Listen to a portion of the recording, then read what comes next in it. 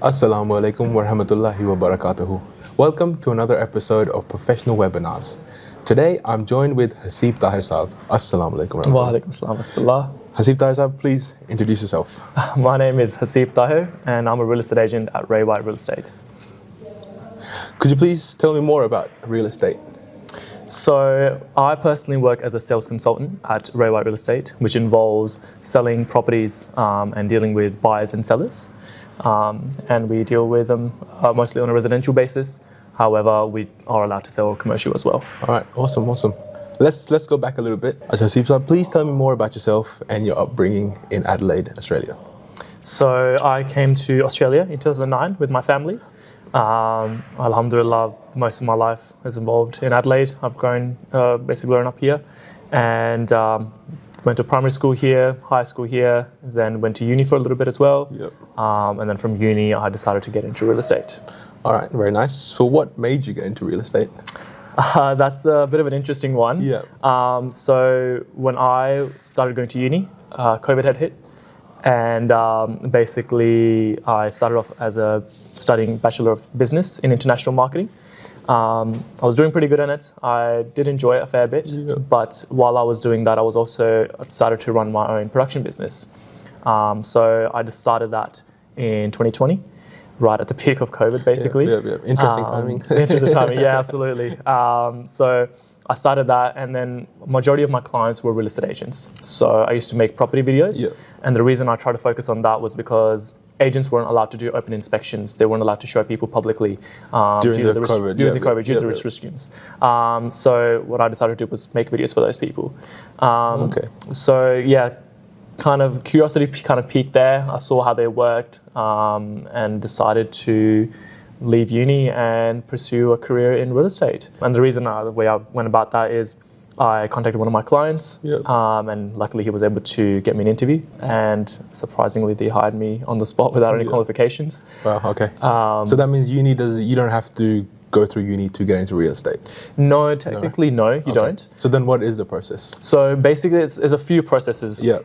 I think I'm a bit of an exception for how I got into real estate, but majority of the people who want to get into real estate would have to do a course. So I did a Cert 4 in property services, specializing in sales. This is through, how would one do this certificate? So there's a few agencies out there that can help you do this. Okay, so you don't have to go to TAFE or anything? So no, you don't have to go to TAFE. So basically, there's a lot of online courses out there, and they work with a proper institute where you have teachers and everything like that. Yep. And basically, the whole course is given to you at once, and you're given about a year to complete it. Okay. But it takes, on average, about 3 to 6 months. All right. So I was able to complete my course in about 3 months' time. Yep.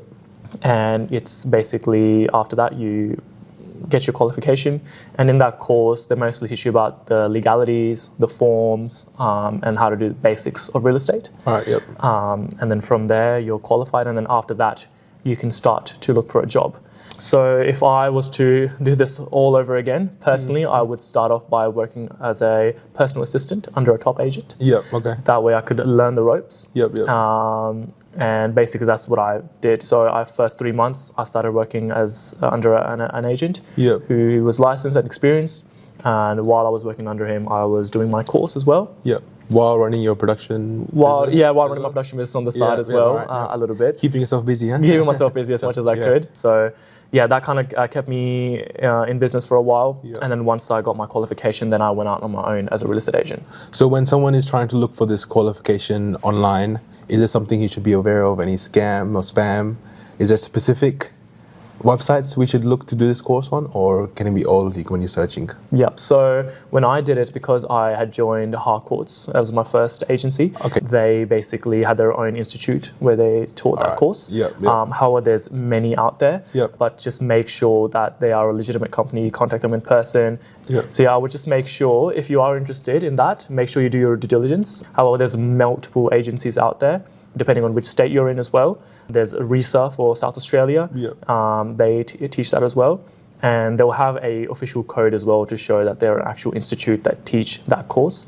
So do your due diligence before you get into that and start paying someone. But yeah, and that's how you basically go about it. Awesome. And any fees associated with that course? Yes, absolutely. Right. So on average, it costs about $2,500. Basically, you have to pay that up front? Yeah, you have to pay that up front. Right. However, for me, because I got the job before I got the qualification, there are also government funding around that as well.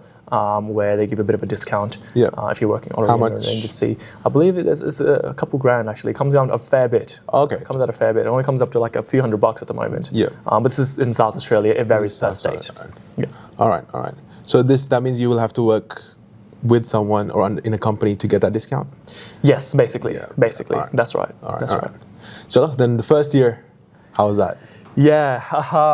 First year was what year? When did you start? So I started in 2021. All right, okay. 2021. So throughout 2020, I ran my production business, and in 2021, March of 2021, I started as a real estate agent. Yeah.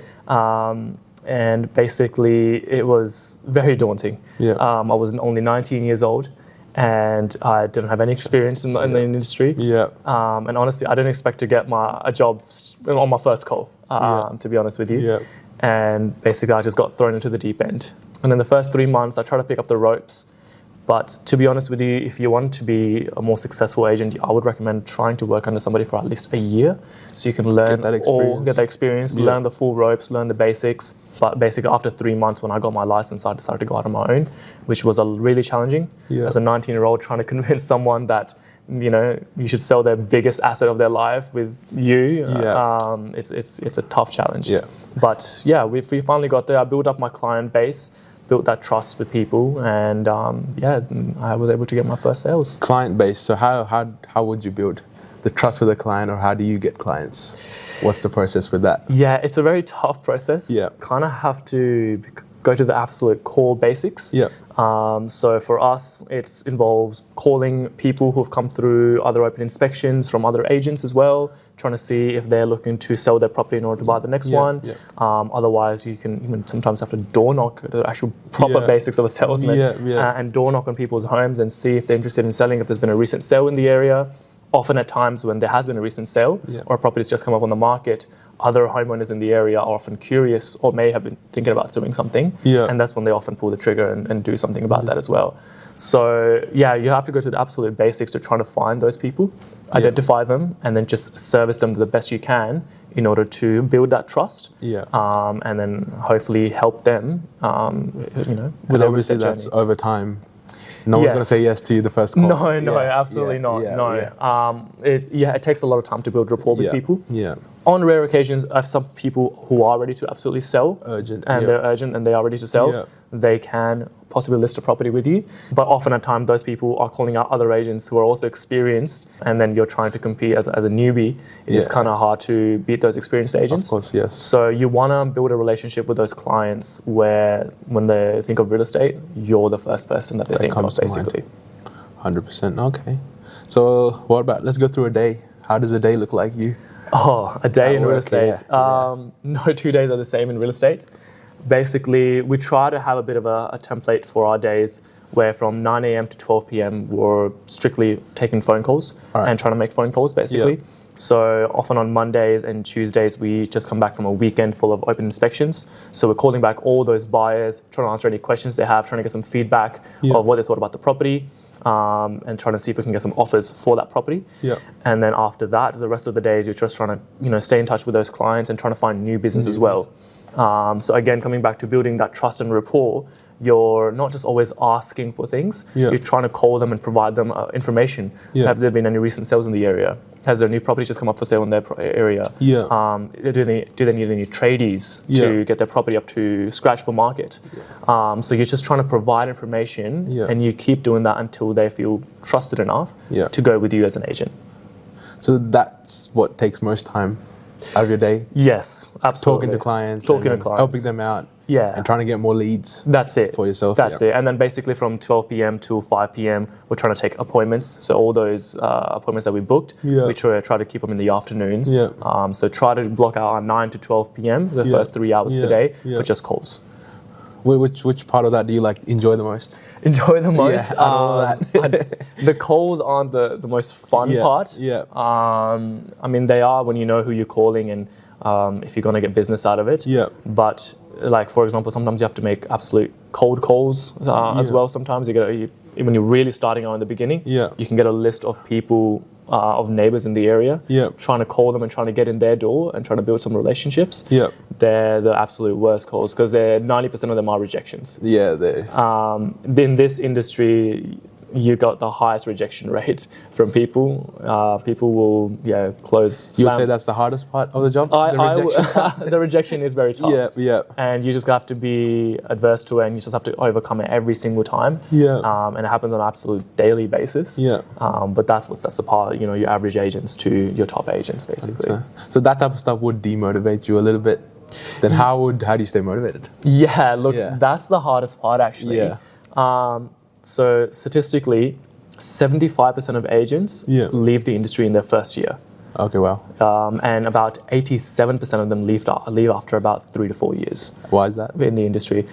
Coming back to the same thing. So in this industry, there's no guaranteed salary. Basically, you have to find your income. So if you sell a home in sales, that's how you get paid.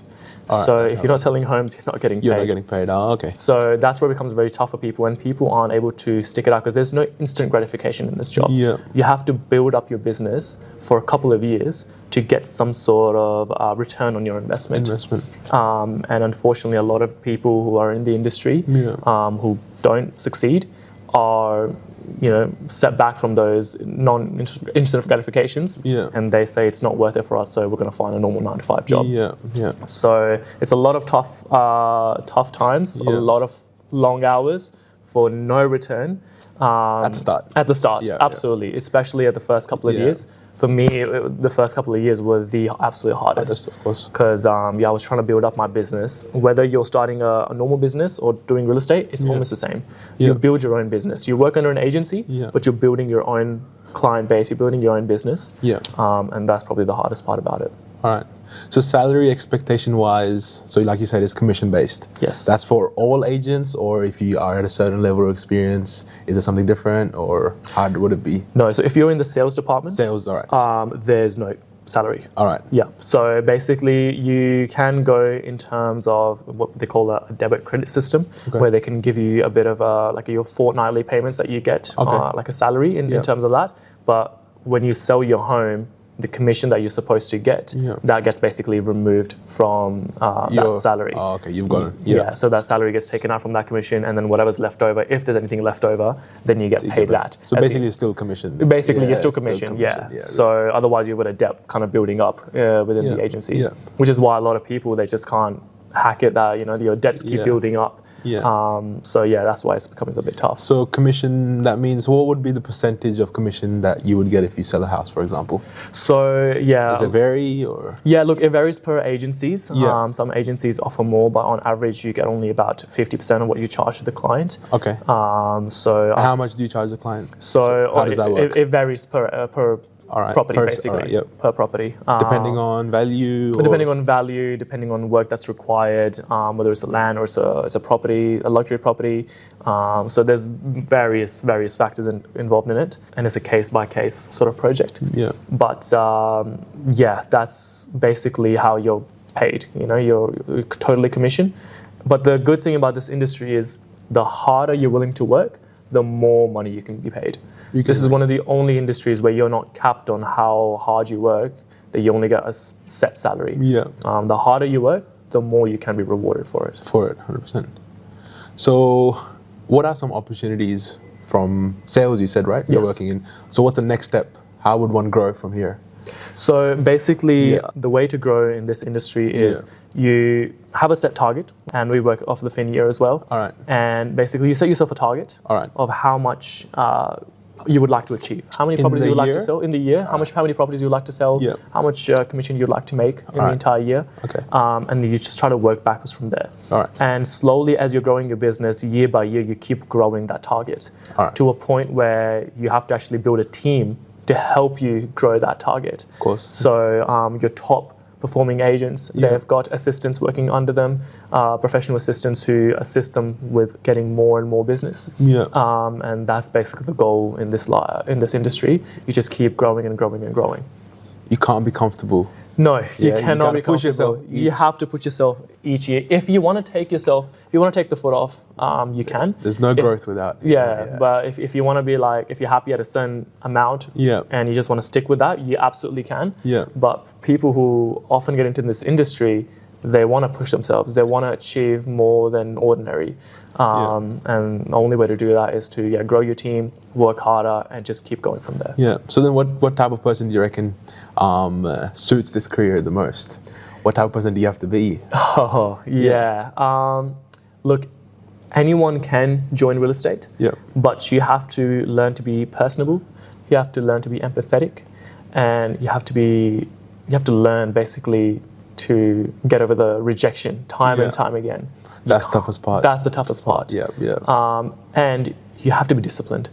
Without discipline in this industry, you fail 9 out of 10 times. Because there's no set tasks for you. You have to create your own tasks. You have to execute them, and you have to do them day after day after day. The consistency is what shows results, which is why a lot of agents give up in the first couple of years, because they don't see the results instantly, and they say it doesn't work for us, and that's when they step away, basically.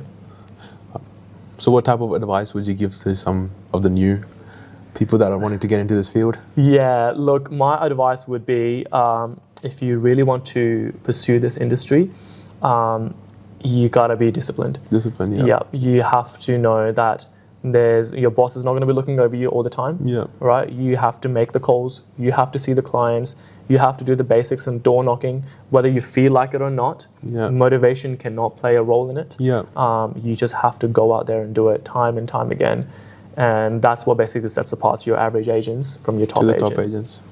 All right. So then, looking back, was there anything you would change the first few years when you started that would have helped now, or any advice to the new ones that are coming to take what to do in the first few years, which will make them grow the most? Absolutely. So in my first couple of years, so like I said, after 3 months, I decided to go out on my own. I personally wouldn't advise on that. I would recommend that if somebody wants to really get into real estate, work under a top agent that's performing really well in your area or around your area, and work under them for at least a year, and try to learn how they perform and how they do the things they do to get to where they are right now. I decided to go out on my own after 3 months, and I was basically running around like a headless chook trying to figure out how it all works and how to get to where I should be. And it took me a couple of years. I made a lot of mistakes, and you could avoid a lot of mistakes if you work under someone that's really experienced and been in the industry long enough. So that would be my personal recommendation, and that'll help you set a base for yourself to know what steps you need to take to be successful in this industry. All right, very nice. All right, well, a lot of serious talk. Let's go to like lighter side of it a little bit. Sure, absolutely. Any funny stories or incidents that have happened while you're at work, or with clients, or even at work? You'd like to share with us? There's, like I said, there's no 2 days are the same. Luckily, I'm in an environment where everyone's very close and friendly with each other. So every day we're having a bit of banter. Without it, it gets quite boring, of course. 100%, So you're always talking, having a chat, having a bit of a laugh. But I guess the most memorable things are when you're sitting down in front of the clients. I mean, I sold a property a couple of years ago where I was sitting in front of a client, and she was an elderly woman. And she really needed to downsize to a property. She couldn't afford to keep her current home, especially due to the interest rates going up. So she was really struggling, and we put her property on the market, and she didn't want any open inspections because her home wasn't in the best of conditions. And surprisingly, it was 1 street from the Esplanade, so it wasn't a very attractive location. And we were expecting around $500,000 for the property. And we ran a very, very successful campaign during that, and we ended up getting $100,000 more than what she expected. And when I sat down in front of her, like I am basically sitting in front of you, and I was presenting all the offers, and I went from the lowest one to the highest, and I told her that the top offer was $100,000 above what she was expecting. She absolutely broke down in tears, and she was just ecstatic and over the moon, and just so thankful. And those days make you feel like you want to stick around this industry. Those are the days that make you say, yeah, this sort of thing is what I want to do. Yeah, that was a really nice story for me personally that I always look back at, because seeing those smiles on those clients and helping them achieve what they couldn't even dream of really motivates you to keep going in this industry and, you know, get over the adversity. Yeah. All right. Like you said before, that you have to set yourself goals each year to make yourself grow in this industry. Where do you see yourself in the next 5 to 10 years in this industry? Where would you like to be? Where would I like to be? Yeah. Well, inshallah, I'm trying my absolute best to try to. The goal would be to try to get to $500,000 of GCI. Yep. That would be the goal, and have at least 2 team members under me. Yep. To try and help me with that. Yep. Inshallah. Yeah, inshallah. So that's basically the goal. Yeah. And then basically grow from there year on. But yeah, 500K equals at least, you know, 50 to 60 properties sold in the financial year. Okay. Which is a lot. Is that like the top 5% what the agents do? Yeah. That is just getting to the top industry. So your majority of the people who sell in the industry, most of your agents, your average agents, are selling about 10 to 15 properties. All right. That's on average. Yeah. So to be set apart from that, you've got to be at least 30 to 40 plus properties in the industry per year to be part of that top tier agents, basically. Yeah. And that's when it's really worth it for you to be an agent as well. So yeah, if you really want to be a top performer, then you got to get out there, because real estate, I'm working almost 7 days a week. Almost 7 days a week. Most weekends I'm working, and there's not much breaks, unfortunately. And you're not just working from 9 to 5. Sometimes I'm going at people's homes at like 9 p.m, trying to have a chat with them and trying to present them offers. So you can't do that in any industry. Real estate is one of those industries where you have to give it your absolute all. Otherwise, there's no really point in staying in it. Yeah. Okay. Well, before we end, is there anything else you'd like to say or tell the future real estate agents? Or any advice? Yeah, look, my advice would be, if you're serious about this, give it a shot. It's very rewarding. It's very tough, but it would teach you a lot. I always look back and think, was this the right move for me? Especially when I was, 19, 20, it was just starting adulthood. And honestly, looking back at it, I definitely believe it was the right choice for me. It opened up so many avenues for me. It opened up so many skills for me as well, that I would have never had if I hadn't joined this industry. So I would highly recommend it if you are genuinely interested. And I would recommend that give it your all. Don't let the bad results in your first couple of years hold you back. If you're consistent enough, you will see the results and you will succeed. And let's just take it from there, and just pray for it as well. Jazakallah. Jazakallah, Sifsa. Thank you for joining me today. No worries, Jazakallah for having me as well. No problems. And to the viewers, if you'd like to get in contact with Naseeb, his email and the link to our website, it will be all in the description, and you can get in touch there. Jazakallah. Jazakallah.